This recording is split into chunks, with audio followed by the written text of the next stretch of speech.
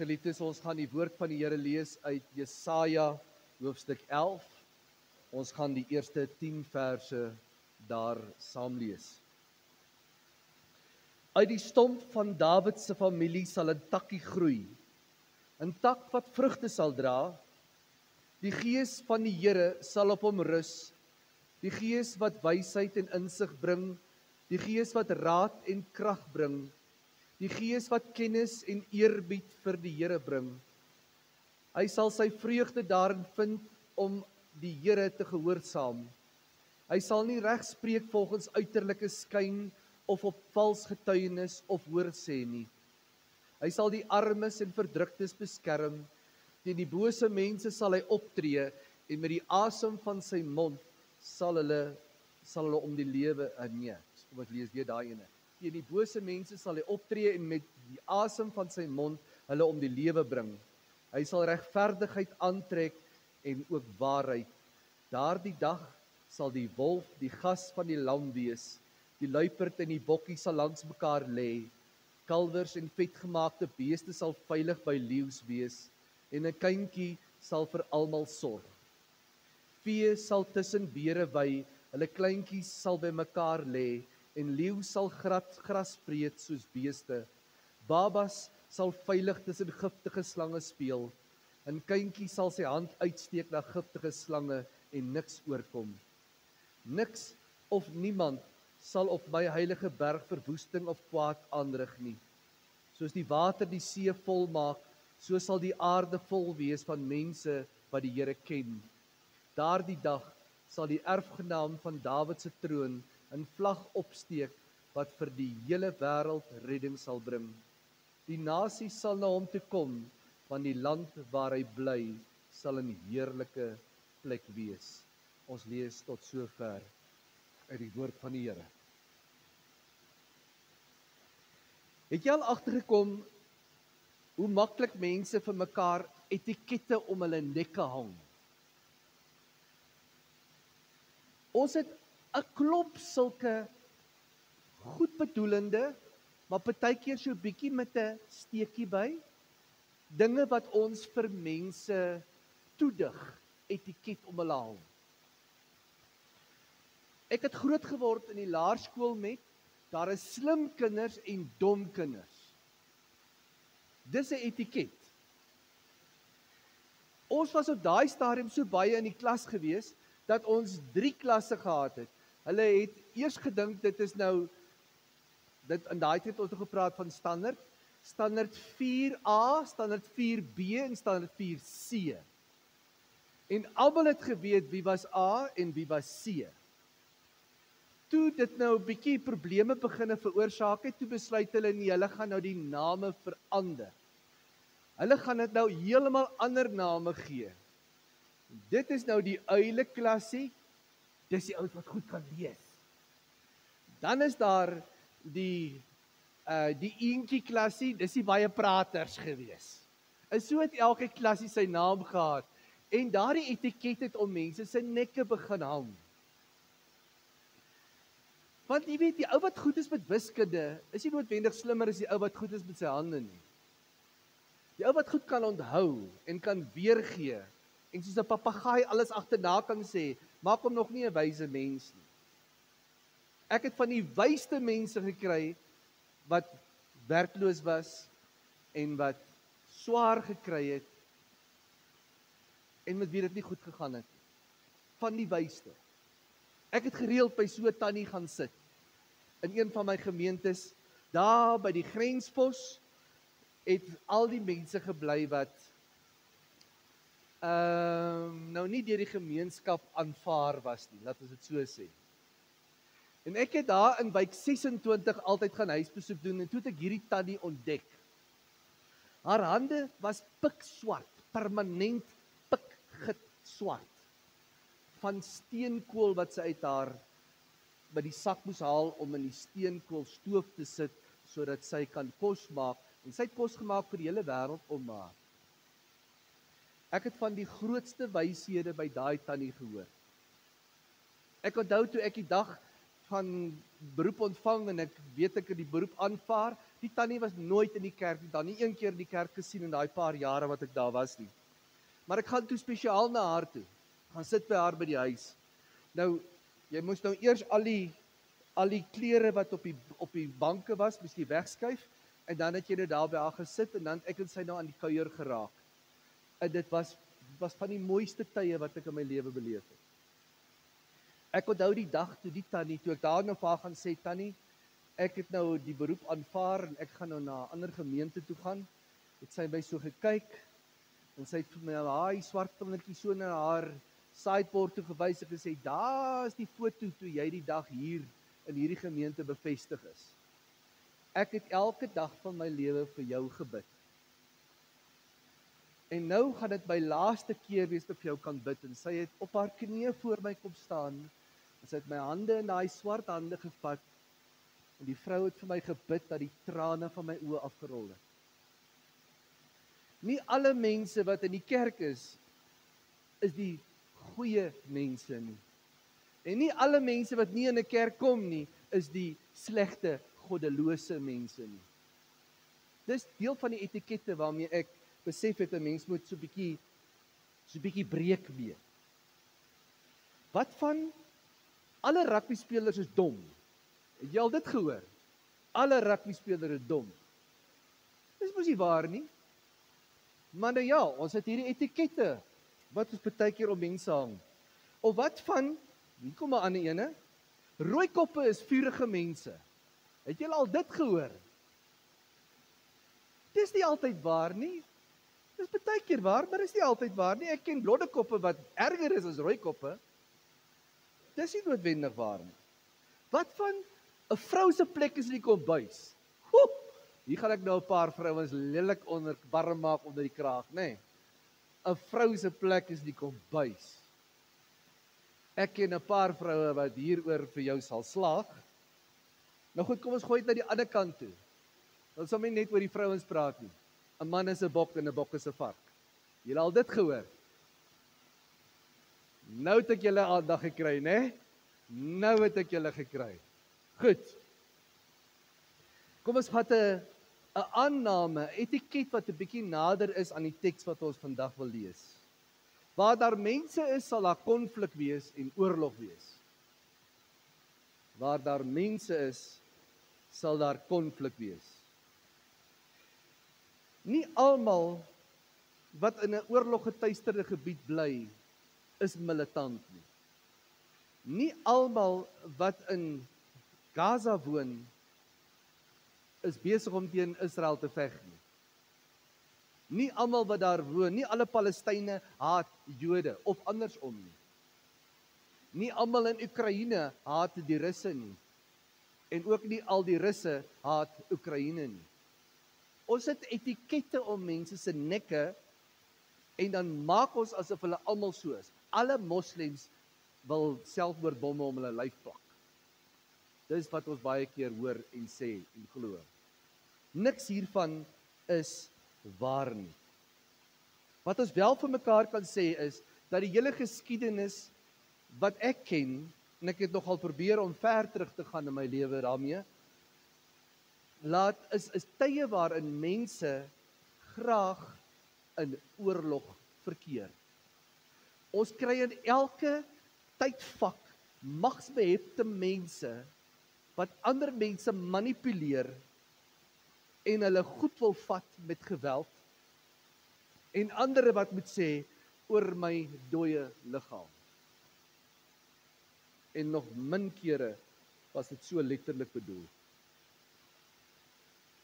As 'n mens Israel as voorbeeld gebruik, dan word daar vertel dat iemand het navorsing gedoen daaroor dat oor 1000 jaar het Israel nog net 4 jaar van vrede gehad. Dis 'n wêrelddeel wat gewoond is aan konflik.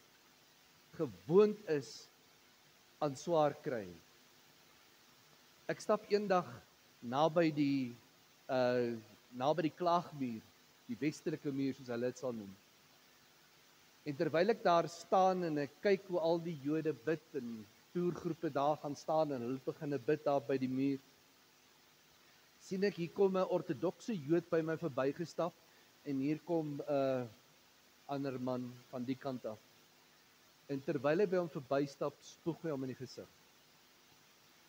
En ek besef die naakte haat wat mens baie keer teenoor iemand anders het deur net by hom verby te stap. Ons wêreld is deursuur met konflik, bitterheid, wat maak dat jy iemand anders nie die son oor hom sal gun. In die tyd toe Jesaja 11 geskryf is die volk reeds in ballingskap. Hulle is klaar uit die land uit, die tempel is vernietig, die beste mense, die roem van die land is weggevoer, hulle sit daar in Babylon, die land rou, hulle is stikkend. God het ons verlaat en ons God gaan nooit weer ons God wees nie. Ons God gaan nooit weer vir ons raak sien nie. Ons God gaan nooit weer na ons luister nie. Daar is geen hoop nie. Het jy al so gevoel? Het jy al gevoel dat jy hoor ander mense sê God praat met my, maar jy dink by jouself ek het nog nooit God hoor praat met my nie. Jy hoor ander mense wat met God praat en jy dink, wat? Dit voel vir my of ek teen die muur vasbyt. Dit werk nie vir my nie. So is die mense van Jesaja se tyd in hierdie hoofstuk mense wat soos 'n dooie stomp voel. Hulle het hulle self ook so beskryf. Ons is die dooie stomp, die afgekapte boom wat nooit weer sal lewe kry nie. Hier gaan ons doodgaan. En dis waar die beeld vandaan kom van die afgekapte stomp. En dan begin Jesaja met hulle praat. En dan sê hy vir hulle van hier sal 'n takkie begin groei uit die stomp van Dawid se familie. Nou hier is 'n paar interessante goed wat net in hierdie een stukkie opgeteken is. Ek gaan nie baie lank daarby stil staan nie. Maar die eerste ding wat hy sê is, ek erken, julle voel vir julleself dat julle soos 'n dooie stomp is. Maar ek sê vir julle, daar is altyd hoop. Daar is altyd hoop. Hoekom is daar hoop? Want daar is 'n God. Daar is 'n God wat deur die eeue heen, deur die hele Bybelboek, al het mense wat ook al aangevang met hulle lewe, dan is daar 'n God wat sê, kom na my toe, almal wat moeg en oorlaai is, ek sal jou rus gee. Belofte, afgehandelde saak. As jy dors is, kom na my, drink, ek sal vir jou die lewende water gee. Al is jou sonde soos skarlaken, dit sal wit word soos sneeu. Pragtige beeldspraak, om iets te sê van iets wat glad nie kon gebleik word nie. Skarlaken, die ink wat van daai slak af gekom het, jy kon dit nie uitblyk nie. Dit was 'n permanente vlek gewees. En nou sê die Here, maar ek sal dit maak dat dit lyk soos wit, soos die wit van sneeu. Ek sal dit uitblyk dat jy daai merk nooit weer sal kan sien nie. Die Here sê, maak nie saak hoe ver jy van my weggegaan het nie. Ons kan weer begin. Ons kan van voor af begin. Ons kan dit regmaak.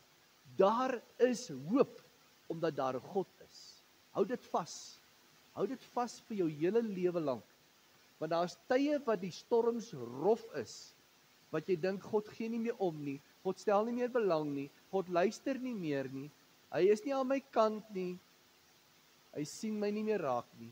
Wat ek vir jou wil beloof, God sien jou raak meer as wat jy dink. Bære dit in jou gedagtes. Op verskillende plekke was mense by hierdie laaste stukkie hoop. En God wat gesê het, ek sal nooit opgee op jou nie. Miskien is jy vandag in daai posisie waar jy vir jouself sê, ek weet nie, dit voel vir my, Kersfees is nou hier, maar die ding maak nie vir my regtig sin nie. Want ek is stikkend en ek is seer oor alles wat al met my gebeur het. En dit voel vir my, na al die jare van smeek by die Here, daar is net hierdie doodse stilte. Hou hieraan vas, God sal nooit op jou opgee nie. Uit die onmoontlike, uit die dooie stomp, sal daar 'n nuwe takkie uitspruit. En hy kom uit die stam van Dawid. En vir elke Jood was dit iets wat hulle opgetel het. Onmiddellik het hulle aandag was onmiddellik gefokus daarop. Want het hulle van al die eeue af het hulle gehoor, die Messias sal kom uit die stam van Dawid. Die Messias sal kom uit die familieboom van Dawid.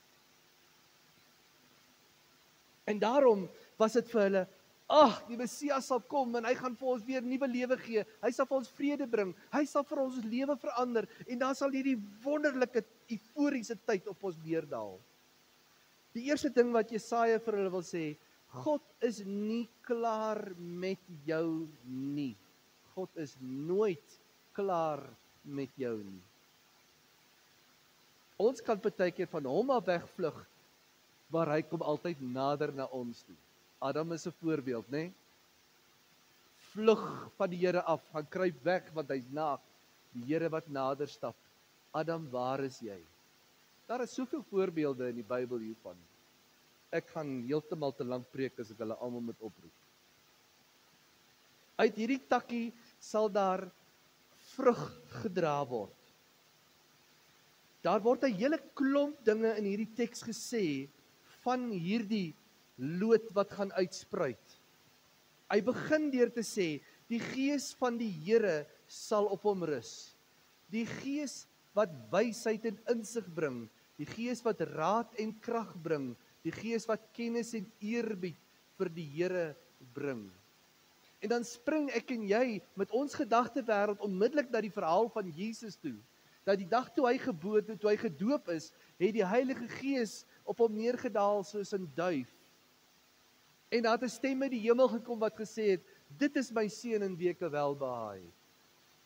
Die Gees wat soos 'n duif op hom kom, die Gees wat wysheid en insig bring, sal op hom rus. Dis een van die vrugte van wat uit hierdie takkie sal kom. Die tweede ene wat hier staan, die Gees wat wysheid en insig bring, die Gees wat raad en krag bring.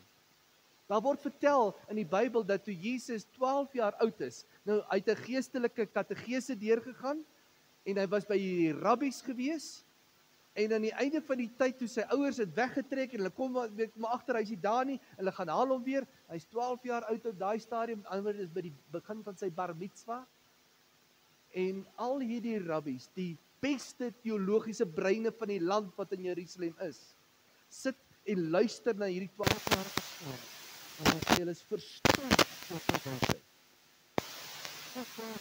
is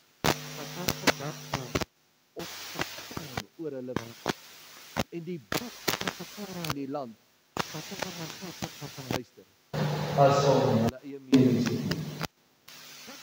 Dit is Messias vir ons lewendig word in Jesus Christus. Daar word vir ons vertel van die Gees wat raad en krag bring. Die krag wat Jesus tentoongestel het, is heeltemal anders as die krag wat ons aan dink. Dis nie een of ander kragreus met spiere nie, maar dis een wat as hy praat, dan luister die storms en dit word stil. Dat as hy aanraak, dan word 'n malaatse genees. En as hy sê, staan op en loop, dan loop iemand wat nog nooit in sy lewe geloop het nie.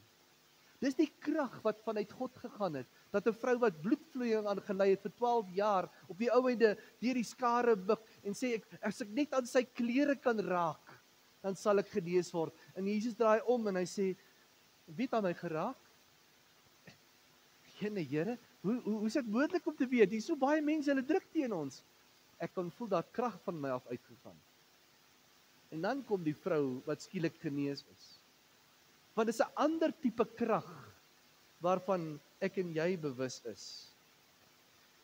Die vlak van krag wat Jesus het, is om te kan stil bly as ander mense hom vals beskuldig. Dis 'n besondere krag wat min mense het. Nog 'n kenmerk wat daar vir ons vertel word, is dat sy vreugde in die Here, die Almagtige, sal vind. Daar word vir ons vertel in Markus 1, dat Jesus vroeg in die oggend, soos wat sy gewoonte was, staan daar nogal, soos wat sy gewoonte was, hy uitgegaan om met sy hemelse Vader te gaan praat. En dit het sy disippels so beïndruk, dat hulle gesê het, ons wil deel wees hiervan, ons wil iets hiervan vir onsself hê. Here, leer ons om so met die Vader te praat. Vertel ons iets van hierdie intieme band wat jy met die Hemelvader het. Ons het dit ook nodig. Hy het sy vreugde in die Here gevind. Hy sal nie reg spreek volgens uiterlike skyn of op vals getuienisse of hoor sê nie. Hy sal die armes en die verdruktes beskerm, teen die bose mense sal hy optree en met die asem van sy mond hulle om die lewe bring. Daar was in daardie tye was daar die slim geleerde teoloë wat gesê het, daar is sekere slegte mense, etiketjie, met wie jy nie moet kontak maak nie. Daai tollenaars, daai prostituie, daai mense wat God uit een kant toe geskuif het in hulle lewe. En Jesus het juis met hulle tyd gespandeer. Want hy het anders na mense gekyk as na die wetlike prosesse wat ek en jy het. Hy het gekyk vanuit die liefde van God. Nog 'n mens gemaak tot met God se genade en met God se hoop in hulle geblaas. Kinders op daardie stadium was glad nie geken in die kerk. Kinders was so min gewees, hulle het geen wetlike status gehad nie. Jy kon 'n kind tot die dood toeslaan en niks sou mee gebeur het nie. Niks. En Jesus bring hy kindertjies in. Hy sê, moet hulle nie verhinder nie, laat hulle na my toe kom. Ek het ook vir hulle 'n boodskap. Kinders is spesiaal in God se oë. Baie spesiaal. Want ons het dikwels as ouer mense al soveel van die hoop en die onskuld van lewe doodgedruk. Maar 'n kind kan nog glo, soos wat God van ons vra om te glo. En dan vanaf vers 6 word daar iets ongeloofliks vertel in hierdie gedeelte. Kom ek lees net so 'n paar verse weer daarvan vir ons. Daardie dag sal die wolf die gas van die lam wees en die luiperd en die bokkie sal langs mekaar lê. Kalwers en vetgemaakte beeste sal veilig by leeu's wees en 'n kindjie sal vir almal sorg. Vee sal tussen beere by, hulle kleintjies sal by mekaar lê en leeu sal gras vreet soos beeste. En dit wat nog daarop volg. Die Here sê die dag wanneer hy kom, so sê Jesaja, die dag wanneer die Messias kom, sal die nuwe potensiaal vrygestel word. Mense wat tradisioneel vyande van mekaar is, sal kan leer om mekaar te vertrou. Agterdog sal kan verdwyn en eie ekkigheid sal kan wegraak. Iets wat ons so nodig het in ons eie tyd. Dit sal die wese van 'n samestelling verander. Leeu's sal gras vreet. Ons hele DNA, ek weet dis die Engelse afkorting, Afrikaans is mos DNS. DNA is, almal weet waarvan ek praat. As ek sê DNS, dan weet baie min mense. Dis net die Afrikaanse puriste wat weet dat wat is DNS. DNA dan nou vir die wat nie weet nie. As Jesus in jou lewe kom, sal jou hele samestelling verander. Jy sal anders dink. Jy sal anders kyk. Jy sal anders praat. Jy sal anders jou hande uitsteek as wat jy dit in die verlede sou gedoen het. Jou DNA sal verander sodat jy radikaal anders is as wat ander mense is. En nou is my vraag, as ek in die spieël kyk, hoeveel van dit sien ek in myself raak? En ek wil jou nooi om saam met my in die spieël te kom kyk vandag. Hoeveel van hierdie radikale andersheid sien jy in jou eie lewe as jy sê, Jesus is my Here? As jy sê, hy is my verlosser, hy is my saligmaker, hy het my nuut gemaak. Klink jy anders as wat jy vroeër geklink het? Praat jy anders? Dink jy anders? Dink jy God gerig?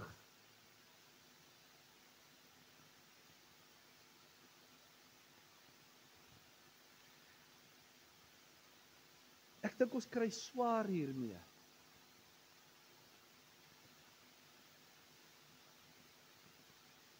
As die Messias kom, sal alles verander. En dit het die Jode geglo. En vriende, Dit het lewe geblaas deur al die mense van daardie tyd. Hulle het weer begin hoop. Eendag sal alles weer herstel wees. Eendag sal God weer die ereplek in ons lewe inbring. Eendag sal ons hom sien vir wie hy regtig is. En soms het God lewe in sy volgelinge geplaas op wonderbaarlike maniere, ander kere op die mees natuurlike maniere wat mense nie eens raak gesien het nie.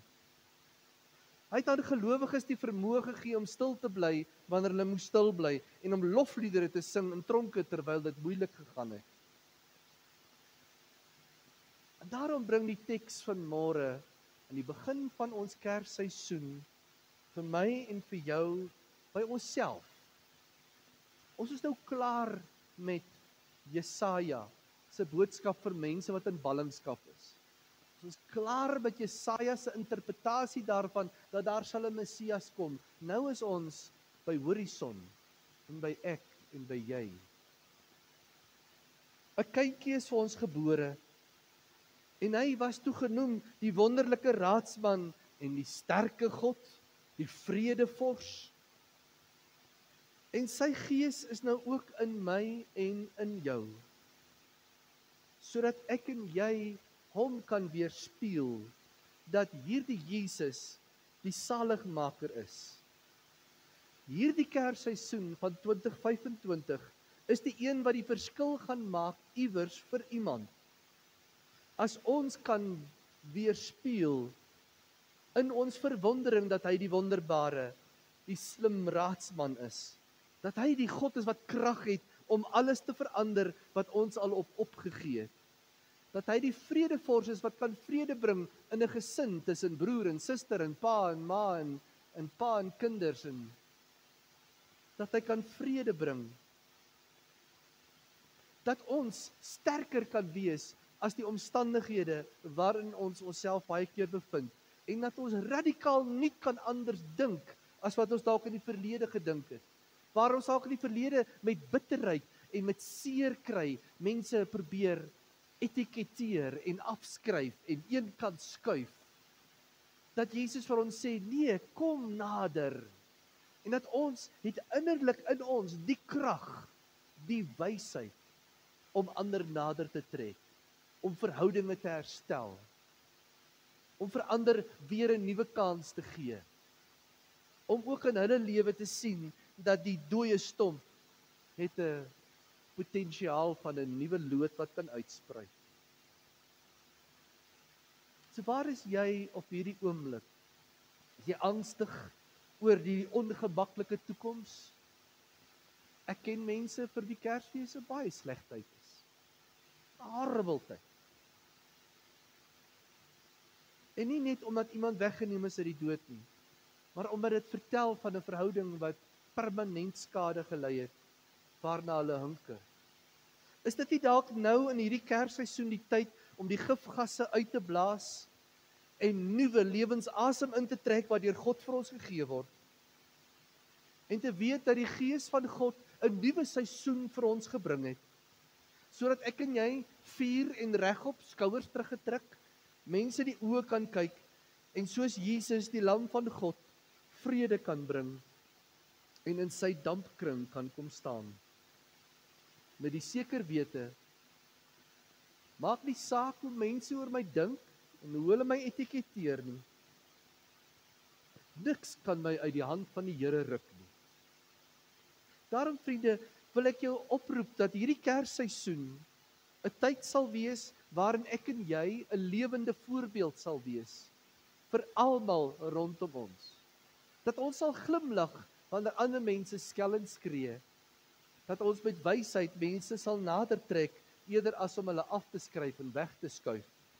Dat ek en jy die hoop wat daar in ons is sal leef terwyl ander sug en negatief swartgallig die donker kan sien. Laat Kersfees 'n vrolike fees wees. 'n Tyd van hoop wat vertel van 'n Messias wat vir ons gebore is. 'n Kind wat vir ons gegee is. Een wat vir ons aan 'n kruis gesterf het en vir ons 'n ewige lewe kom oopmaak het. Amen.